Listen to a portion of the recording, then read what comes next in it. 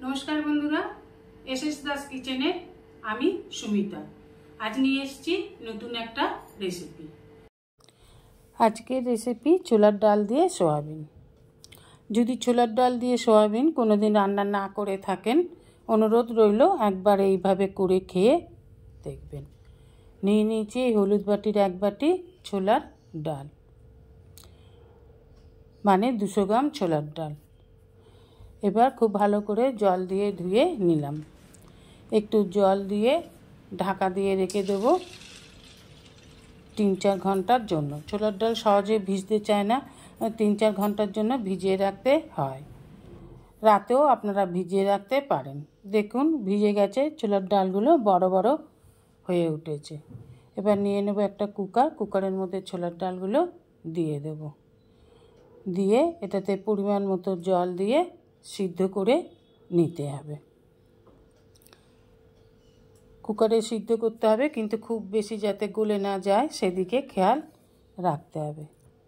নিয়ে নেব এক প্যাকেট সয়াবিন, 100 গ্রামের মতন সয়াবিন। এবার ওভেনে কড়া বসিয়ে দিয়ে দেব জল, দিয়ে দেব পরিমাণ মতন লবণ, দিয়ে দেব সয়াবিনগুলোকে। একটু ফুটে উঠলেই নামিয়ে নেব। একটু ভাপিয়ে নেওয়া, তাহলে সয়াবিনগুলো শক্ত ভাবটা চলে যাবে, নরম হয়ে যাবে। এবার একটা মশলা বানিয়ে নেব। নিয়ে নেব একটা মিক্সি জার, নিয়ে নেব 4-5টা শুকনো লঙ্কা, নিয়ে নেব 2টো তেজপাতা একটু ছিঁড়ে দিয়ে দেব। দিয়ে দেব আদা কুচি একটু ছোট ছোট করে কেটে দিয়ে দিলাম। দিয়ে দেব 1 চামচ ধনে, দিয়ে দেব 2 চামচের মতন জিরে, দিয়ে দেব 1 চামচ মৌরি, দিয়ে দেব 2টো কাঁচা লঙ্কা আর দিয়ে দেব একটু জল। একটু জল দিয়ে দিলে বেশ মিহি পেস্টটা হবে। দিয়ে একটা পেস্ট বানিয়ে নেব। সয়াবিনটাকে ভাপিয়ে নামিয়ে নিয়েছি, ওপর থেকে দিয়ে দিলাম একটু ঠান্ডা জল। এবার সয়াবিনগুলোকে চেপে চেপে জলটা ঝরিয়ে নেব। সয়াবিনগুলোকে তুলে নিতে হবে জল ঝরিয়ে। এইভাবে চেপে চেপে সয়াবিনের জলটা ঝরিয়ে তুলে নিতে হবে। সব সয়াবিনগুলোকে এইভাবেই আমি তুলে নিলাম।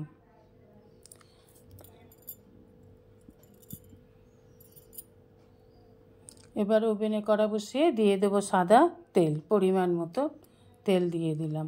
দিয়ে দেব একটা তেজপাতা, দিয়ে দেব গোটা জিরে আর শুকনো লঙ্কা, দিয়ে দেব হাফ টিস্পুনেরও কম একটু হিং।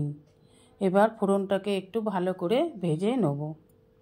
যখন সুন্দর একটা স্মেল ছাড়বে হিঙের, শুকনো লঙ্কা আর জিরের, এবার তখন দিয়ে দেব ডুমো ডুমো করে কেটে রাখা আলুগুলোকে। দেখুন লঙ্কা ভালোভাবে ভাজা হয়ে গেছে, দিয়ে দিলাম আলুর টুকরোগুলোকে। এবার আলুটাকে একটু নেড়ে নেড়ে ভেজে নিলাম। এবার দিয়ে দেব সয়াবিনগুলোকে, দিয়ে ভালোভাবে নেড়ে চেড়ে একটু কষে নিতে হবে। এইভাবে একটু নেড়ে চেড়ে ভাজা ভাজা করে নিন। সয়াবিনের যে জলটা আসে সেই জলটা যেন একটু শুকিয়ে আসে। এইভাবে নেড়ে নিলাম। এবার দিয়ে দেব 1 টিস্পুন হলুদ গুঁড়ো, 1 টিস্পুন লাল লঙ্কার গুঁড়ো, দিয়ে ভালোভাবে মিশিয়ে নেড়ে নিতে হবে। এইভাবে নেড়ে নিন। এবার দিয়ে দেব যে মশলাটা আগে থেকে বানিয়ে রেখেছিলাম সেই মশলার পেস্টটাকে, দিয়ে মশলার বাটিটাতে একটু জল দিয়ে মশলা ধোয়ার জলটাও দিয়ে দিলাম। এবার মশলার সাথে আলু আর সয়াবিন নেড়ে নেড়ে ভালো করে কষে নেব। যত কষবেন তরকারি তত টেস্টি হবে। এইভাবে কষে নিতে হবে। এবার দিয়ে দেব পরিমাণ মতন লবণ।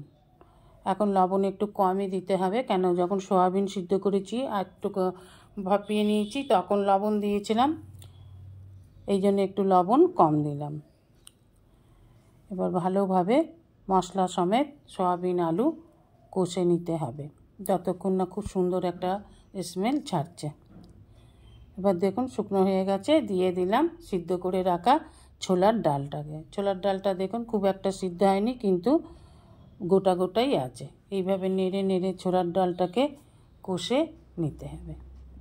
এখানে বলে রাখি, যেসব বন্ধুরা আমার চ্যানেলটিকে সাবস্ক্রাইব করে আমার পরিবারের সদস্য হয়েছেন তাদের অসংখ্য অসংখ্য ধন্যবাদ। যারা এখনও আমার চ্যানেলটিকে সাবস্ক্রাইব করে আমার পরিবারের সদস্য হননি তাদের কাছে অনুরোধ রইল আমার চ্যানেলটিকে সাবস্ক্রাইব করে আমার পরিবারের সদস্য হবার জন্য। এবার দিয়ে দিলাম পরিমাণ মতন জল। আপনি যতটা গ্রেভি রাখবেন সেই অনুযায়ী জলটা দিতে হবে। এবার দিয়ে দিলাম 2-3 মিনিটের জন্য ঢাকা। 2-3 মিনিট পর ঢাকা খুলে দেখুন জলটা একটু কমে এসেছে, গ্রেভিটা একটু ঘন হয়ে এসেছে। এবার ভালো করে নেড়ে নিতে হবে, দেখে নিতে হবে আলু সিদ্ধ হয়েছে কি না। আলু সিদ্ধ হয়ে গেলে এবার নামিয়ে নিতে হবে। দিয়ে দেবো বড় চামচের 1 চামচ ঘি। ঘি দিলে খুব সুন্দর একটা স্মেল ছাড়বে। আর দিয়ে দেবো 1 টিস্পুন চিনি। চিনিটা দিলে টক ঝাল মিষ্টির সামঞ্জস্যটা খুব ভালো হয়। দিয়ে দিলাম কসুরি মেথি। কসুরি মেথিটা আমার ভাজা ছিল, এখন একটু হাতে করে ডলে দিয়ে দিলাম। আপনারা এখানে ধনেপাতাও দিতে পারেন। এবার কসুরি মেথি দিয়ে ভালোভাবে একটু নাড়াচাড়া করে উপকরণগুলোকে মিশিয়ে নামিয়ে নিলেই তৈরি ছোলার ডাল দিয়ে সোয়াবিনের ডালনা। আপনার অমূল্য সময় দিয়ে ভিডিওটি সম্পূর্ণ দেখার জন্য আপনাদের অসংখ্য অসংখ্য ধন্যবাদ। রেসিপিটা ভালো লাগলে অবশ্যই একটা লাইক, কমেন্ট, সাবস্ক্রাইব করার অনুরোধ রইল। পাশে থাকা বেল আইকনটিতে ক্লিক করে দেবেন নিউ ভিডিওর আপডেট যাতে সবার আগে আপনার কাছেই পৌঁছে যায়। নমস্কার, আজ এই পর্যন্তই। আবার দেখা হবে নতুন একটা রেসিপির সাথে নতুন একটা দিনে। ভালো থাকবেন, সুস্থ থাকবেন, সঙ্গে থাকবেন। নমস্কার।